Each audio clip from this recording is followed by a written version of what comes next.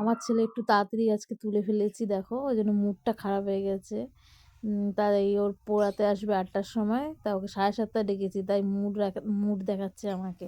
মানে ওর ঘুমটা ভালো হয়নি, ঠান্ডা ঠান্ডা পড়েছে তো সকালবেলা উঠতে চায় না। দেখো আমাদের কত সুন্দর ফুল গাছে ফুল হয়েছে, প্রতিদিন এতটা করে ফুল হয়।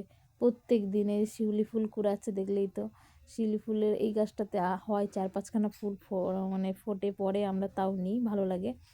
আর এই যে গোলাপ ফুলটা তো প্রায় ফোটে, আর এই ফুলটা খুব সুন্দর হয়েছে। এটার থেকে আর একটা ফুল আছে, এই যে এখানে একটা আম গাছের গোড়ায় একটা জবা আছে, ওই জবাটা এত সুন্দর লাগে, হেবি সুন্দর লাগে।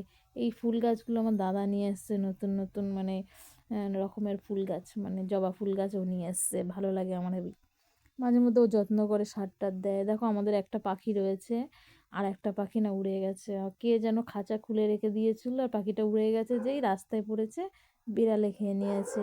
মানে ওই পাখিটা হচ্ছে উঠতে পারে না যখন ওরা খাঁচায় থাকে না, আর ডানা ওদের মেলে না, ওই জন্য ওই এখান থেকে ডাইরেক্ট উঠে ছাদের থেকে নিচে পড়ে গেছিলো, পড়লে বিড়াল ধরে নিয়েছে।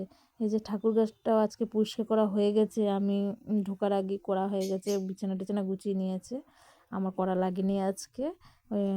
মানে ঘরটারও মোছা হয়ে গেছে। আজকে আমার ওই বাবুর স্কুল আছে বলে আমি আবার রান্নায় তাড়াতাড়ি করতে হবে, ও খেয়ে যাবে, ওই জন্য আমি আর ওইদিকে যাইনি।